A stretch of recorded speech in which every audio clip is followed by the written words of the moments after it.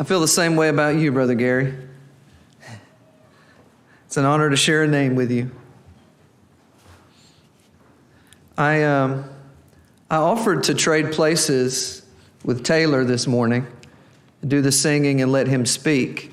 So he turned me down. So if this doesn't go well, you can blame it on him.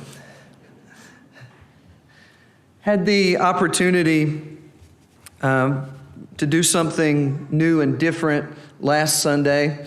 Was invited to West Huntsville to do a seminar on the church and mental illness.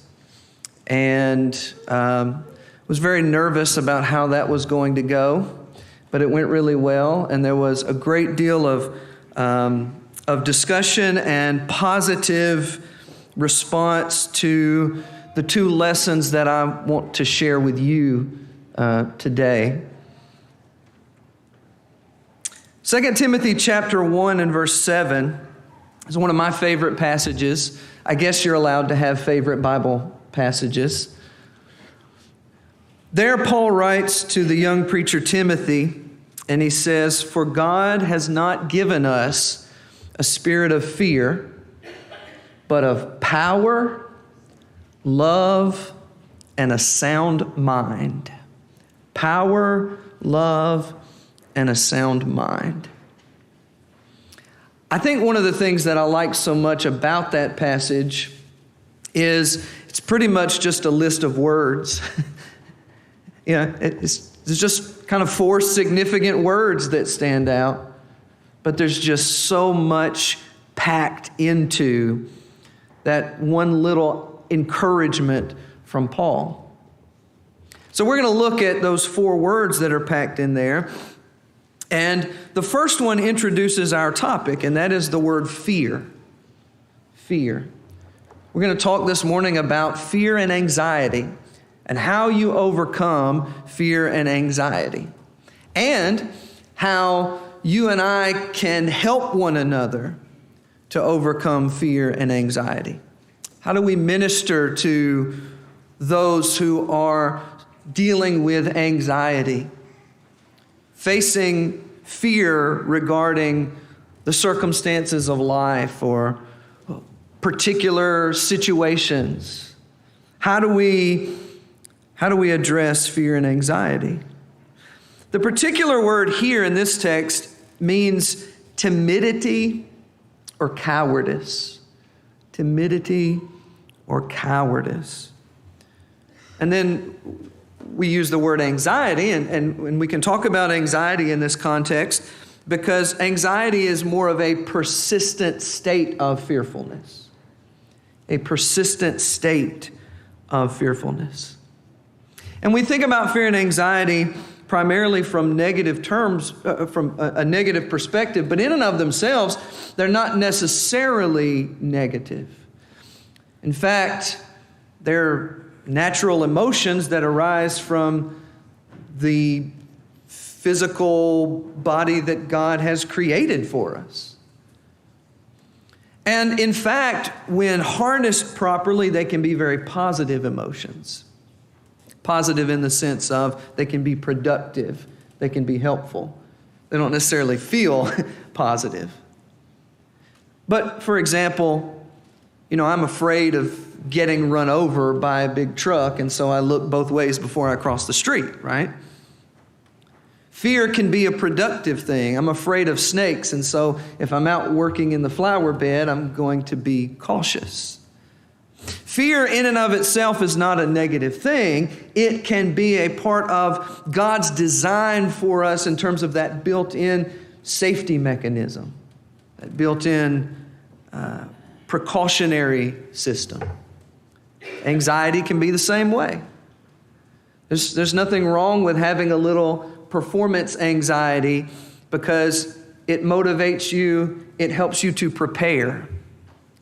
There's nothing wrong with being a little anxious about a test, right? Because it helps you study for that test. So fear and anxiety maybe shouldn't completely get the bad rap that we almost automatically give them.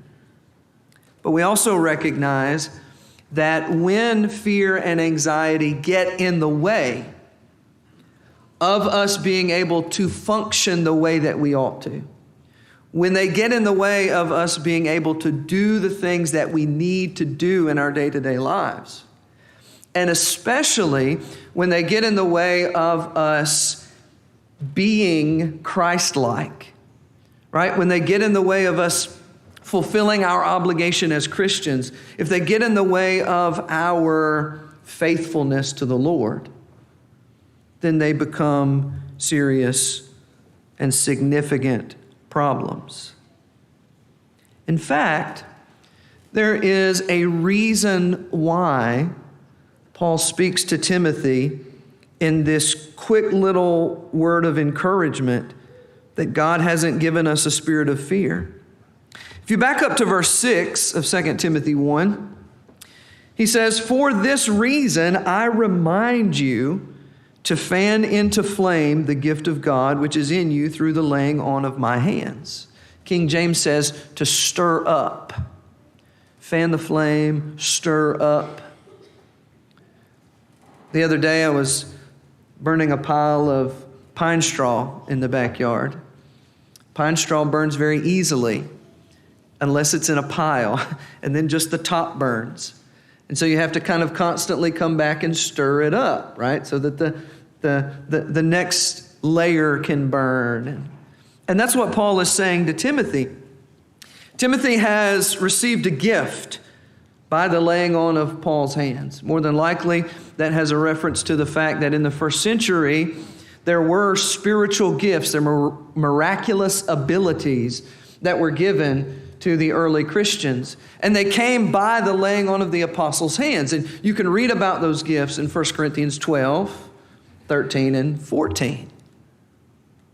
And apparently, Timothy had one of those spiritual gifts, had a miraculous ability. And Paul has to tell him, stir it up, fan it, use it. Now, what would get in the way of a young preacher like Timothy not using, or what would get in the way of him using a spiritual gift? Well, we don't know all of the backdrop of what's going on with Timothy, but it does seem to imply that some fearfulness or timidity could get in the way, that Timothy could potentially be intimidated. And so Paul encourages him, God's not given us a spirit of fear, right? Stir it up, use it. God's given it to you, use it, and use it with boldness. And let's not let fear and anxiety get in the way of that. Because God has not given us a spirit of fear, but of power, of love, and a sound mind. And so there's that example of Timothy. Well, you and I know that there are even more serious examples in Scripture. For example, the Israelites in Numbers 13 and 14. As they are preparing to go into the promised land. And it is fearfulness that prevents them from going into that promised land. And so they wander in the wilderness for 40 years. 1 Samuel 17, verse 11, as the nation of Israel has this standoff with the Philistines, and this giant Goliath is calling them dogs, and is just, the whole army is afraid to go out and face him. Fear, right? Fear got in the way. And then there is the example that Jesus gives in Matthew 25 as he gives the parable of the talents. And this one man, right, with the one talent goes and buries it in the ground. And he doesn't use it to the glory of his master. And the reason he gives is because he is afraid. He's afraid. Fear and anxiety getting in the way of us doing what it is that we are called to do becomes a significant problem. How do you address fear and anxiety? How do you overcome fear? The most common response to fear and anxiety is to avoid those things that create that emotion in us. We avoid the things that we are afraid of. We avoid the things that cause us anxiety. When our heart starts to beat faster and our breathing is shallowed and maybe we get those butterflies in our stomach. It's a very uncomfortable feeling. And so we avoid the things that produce those feelings. But avoidance is an utterly horrible and disastrous way to manage fear and anxiety. Because all it does is, yes, in the moment, keep your heart from racing and your stomach from getting upset, right? But you can't live the rest of your life hiding in a basement. And as we avoid the things that we are afraid of and avoid the things that produce anxiety, there is a cost. The cost is that it lowers our self-esteem. The cost is that we feel powerless and frustrated because we are being taken hostage by our fears and our anxieties. The price we pay is that it leads to an uneventful and boring life. You know, the challenge of life and the excitement of life is getting out there and doing new things and confronting the things that we're nervous and anxious and fearful about. And the price that we pay by avoiding is that it further encourages fear. It further encourages fear. The avoidance strategy actually results in us becoming more fearful and more anxious because you have to avoid, and you have to avoid, and you have to avoid more and more and more.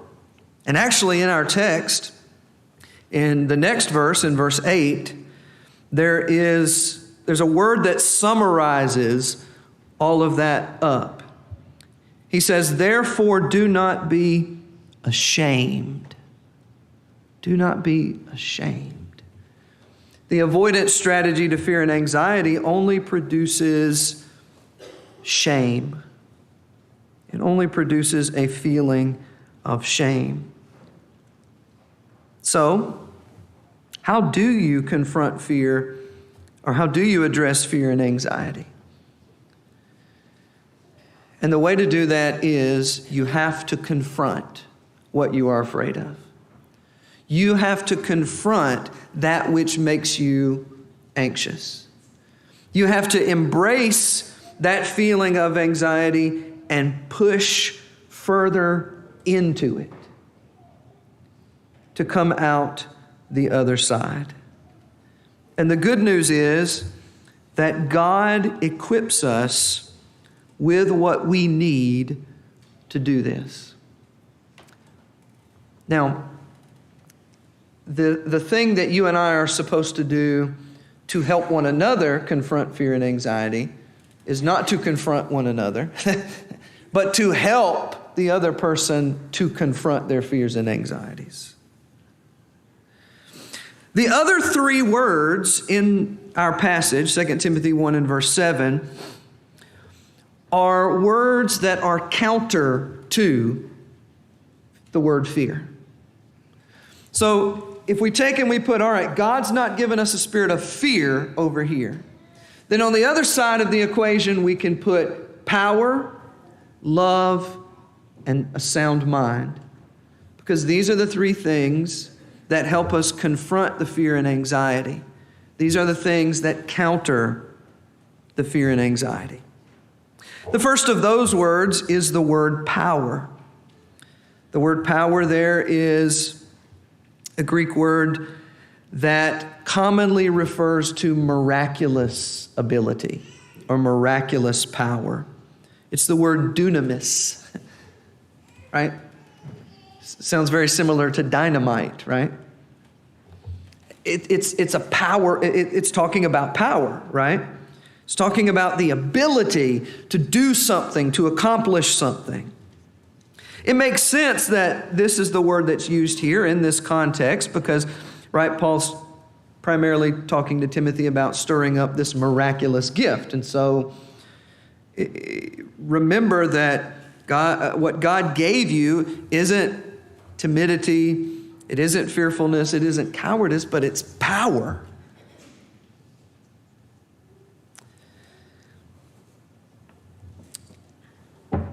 Now, so there's a couple of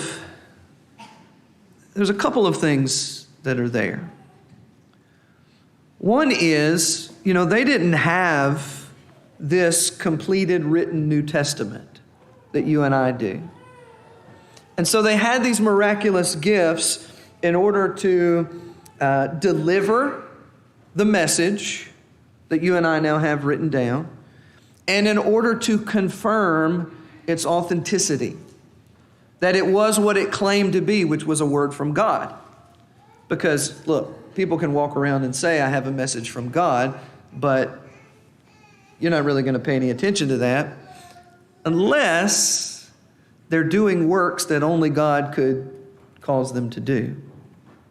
And that's where this power is, right? It's God's power. I'm not suggesting to us that God, in a miraculous way, helps us overcome fear and anxiety. But you and I have the product of those miracles of the first century. We have it written down.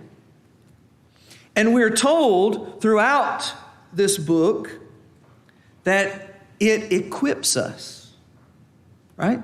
That we have all things that pertain to life and godliness.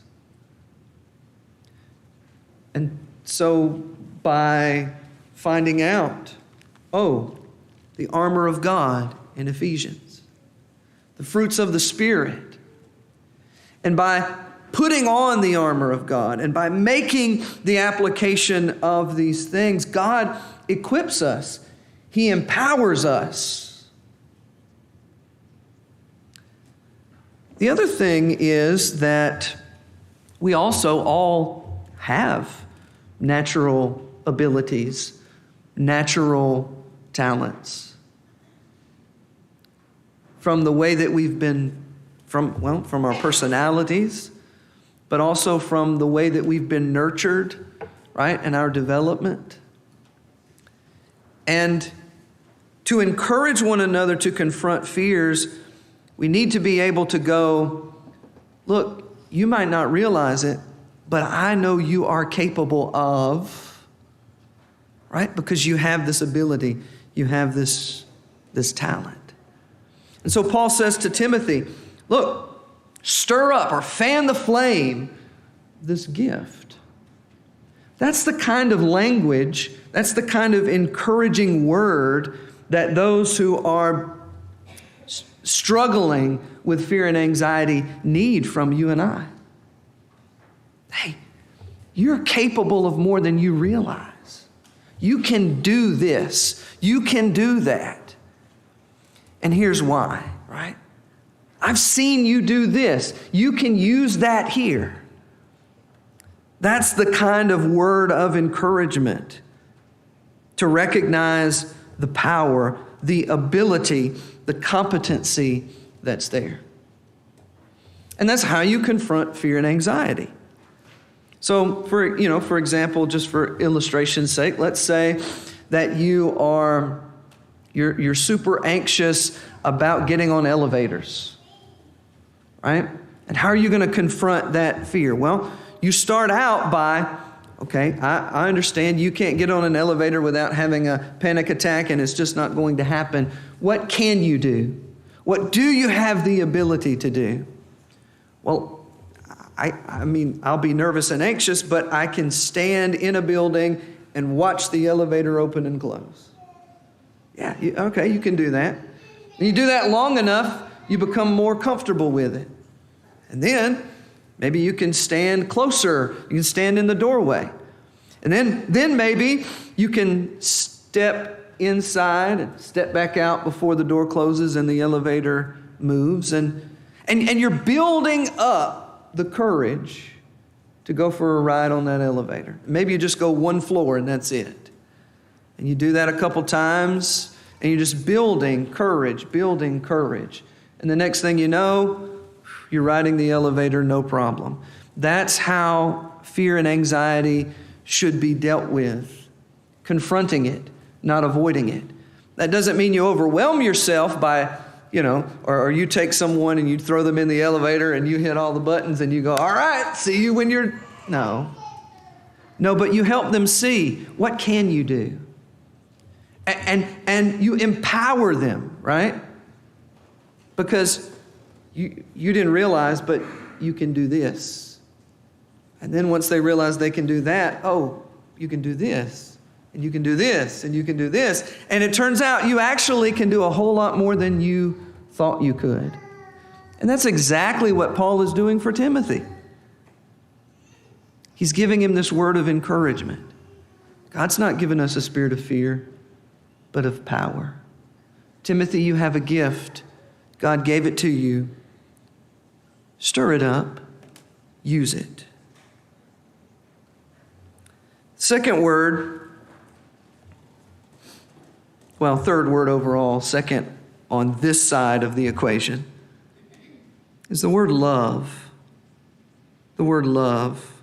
God's not given us a spirit of fear, but of power and of love. The word love here is that word agape, which is a love of action, right? Love of action. And the way that you overcome fear and anxiety is with action. And the way that you help someone else confront fear and anxiety is with action. Hold your finger there and turn over to 1 John. John has a whole lot to say about love in 1st, 2nd, and 3rd John.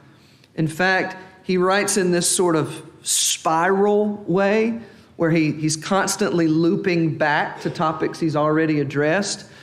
And so one of those topics that he continually comes back to is the topic of love. But particularly in 1 John chapter 4, verse 18 and 19, he sets fear and love in contrast. He says, there is no fear in love, but perfect love casts out fear. For fear has to do with punishment, and whoever fears has not been perfected in love. We love because he first loved us. It's a whole lot to be unpacked in this section of Scripture. If you back up a few verses, he talks about God abiding in us and us abiding in God. In fact, the word abides is in the previous few verses 1, 2, 3, 4, 5, 6 times. Abide. We abide in God. God abides in us. We abide in him, right? We abide in love. So what in the world does it mean that there is no fear in love and that perfect love casts out fear? Well, if you put it in that context of this abiding in God and God abiding in us, what he's talking about is relationship, right? And love perfected is the growth of your relationship with God, closer to God. How do you help someone overcome fear and anxiety? It's only through relationship. It's only through the action of love. Well, what does that mean? Well, we understand it with our children, right? Because if the child is afraid of the dark, right? What do they want? They want you with them. They want you by their side. They want you to walk with them through the dark. You know, if it's time for your son to take the garbage out and he didn't do that during the day and now it's dark, right? I'm not going to take it out for him, still his responsibility, but I can walk out with him if that makes him feel better. The power is in the relationship, right? So how do you help someone confront fear and anxiety? You walk with them. You walk next to them. That love of action, you walk with them through the thing that they are afraid of and that is producing anxiety. You say, right? You empower. You say, you can do this because here are the talents that I've seen in you that God has blessed you with. But you also say, but you don't have to do it alone. I'll go with you. Right? I'll go with you. I'll walk beside you. And when we can be the presence of God next to people as they walk through the challenges of life, as they walk through the things that produce fear and anxiety in them, those people will know that we love them. Those people will know that we love them. I love this example in Joshua chapter 5. So Joshua is preparing to lead the nation of Israel in the conquest of the promised land. And it has to be a somewhat intimidating thing because we're talking about a nation of people who were slaves in Egypt and then wanderers in the wilderness. And now they're about to cross the Jordan River and they're about to begin the conquest of the land of Canaan, where there are fortified cities and armies. And over again throughout the first few chapters of Joshua, you read the words, be strong and courageous. Be strong and courageous. Be strong and courageous. Why? Because God says, for I am with you. I am with you. How can you confront the thing that you're afraid of and the thing that produces anxiety in you? Well, because I'm walking right beside you. And then, in chapter 5, Joshua is by the city of Jericho, which is the first city to fall in that conquest, right? And he lifts up his eyes and he looks, and behold, this is in chapter 5, verse 13. A man was standing before him with his drawn sword in his hand. Joshua went to him and said to him, are you for us or for our adversaries? And he said, no, but I am the commander of the Lord. Now I have come. Joshua fell on his face to the earth and worshiped and said to him, what does my Lord say to his servant? And the commander of the Lord's army said to Joshua, take off your sandals from your feet, for the place where you are standing is holy. And so Joshua did. That's not an angel, because that's holy ground. He's in the presence of deity. More than likely, this is the second person of the Godhead in a pre-incarnate form, right? Before he becomes Jesus the Christ in the flesh. And think about what that means. That means be strong and courageous, be strong and courageous, be strong and courageous, because I am with you. And then Joshua gets to see with his two eyes that the Lord is actually literally there, dressed in war apparel, going to walk into battle with him.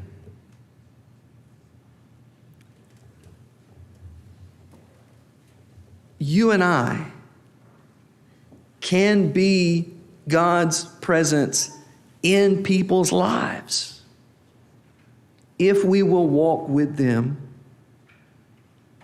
if we will walk next to them as they fight their battles. Power, love. The third word on this side of the equation is the word sound mind. Sound mind. The English Standard translates it as self-control. Some translations have the word discipline. So self-control and discipline. And I think the idea in the King James of sound mind, which I really like that word, but I think the idea is that a truly sound mind is one that is disciplined and self-controlled. But there's a little more depth to that word than just the simple idea of self-control. Adam Clarke in his commentary says, it means a clear understanding, a sound judgment, a rectified will, holy passions, heavenly tempers, in a word, the whole soul harmonized in all its powers and faculties and completely regulated and influenced so as to think, speak, and act aright in all things.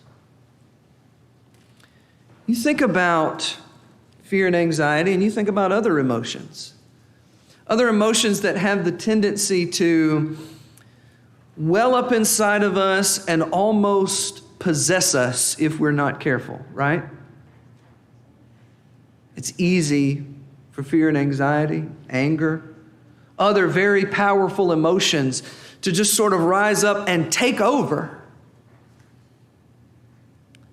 And when those emotions rise up and they take over, they begin to drive. They begin to control us. There's actually physiologically something that happens. See, the top part of your brain is where this is oversimplification, but is where your executive functioning lives. It's where your cognitive and thought process is. And the bottom half of your brain, the base of your brain, is much more about sort of the automatic responses. And thankfully so, because you don't have to walk around going, breathe, breathe, breathe, breathe, breathe. It's not a cognitive thing. There's an automatic process there. Well, what happens when things like fear and anxiety rise up and they take over is the bottom part of your brain kicks into gear, kicks into action. It is really thriving and it's taking control, and your cognitive capacity diminishes. And that's a safety mechanism, because you don't, if the snake is there laying next to the path that you're walking, you don't need to have to go, oh, a snake, what do I do? And think through. You need to be able to, your body just automatically recognize it. You jump out of the way, right? And then you can calm down and think through what happened. And so when these emotions rise up in us and overwhelm us, it's very easy for them to take the driver's seat. It's very easy for them to take control and take over, and it's like the brain flips upside down. And that cognitive part that is the top of your brain, where that executive functioning lives, is supposed to be there to help organize and keep in check all of these intense emotions. It's kind of fun to think about each emotion as a little person in your head, fighting for dominance. And you've got to have somebody there that's in charge that goes, oh no, thank you for your warning, but you don't get to drive. Sound mind, self-control, discipline. We're talking about you staying in the driver's seat rather than letting your emotions drive you, rather than letting fear and anxiety drive you. How do you develop that executive functioning, that control? It comes through practice. See, the more that you use the power to confront fear and anxiety, and you have someone to walk with you to help you confront the things you're afraid of, and the more you do that and the more you practice that, the more you gain mastery over and control over your emotions. It's power, love, sound mind.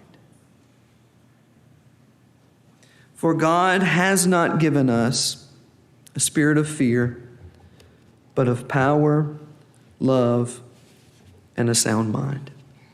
If you're here this morning, we've had a lot of things that have encouraged fear and anxiety in us over the past year and a half. The National Alliance on Mental Illness says that anxiety is at the top of the list of mental disorders or emotional issues that Americans struggle with. In fact, it's like 19% of Americans within a year will struggle with significant anxiety. The second is depression, but depression is only like at 8%. So anxiety is taking the lead. It's leading the charge. But there may be some here who have allowed fear and anxiety to get in the way, right? To hinder you from the conquest of the land of Canaan, to get in the way of your willingness to face the giant, or gotten in the way of your use of that talent that God has given you. But the ironic thing is that talent that God has given you is actually the key to overcoming your fear and anxiety. You've been empowered. Use what God has given you. Don't hide it. And if you need someone to walk with you in confronting those things that you're afraid of, there are people here willing to do that. If you need to respond, we encourage you to do so while we stand and sing.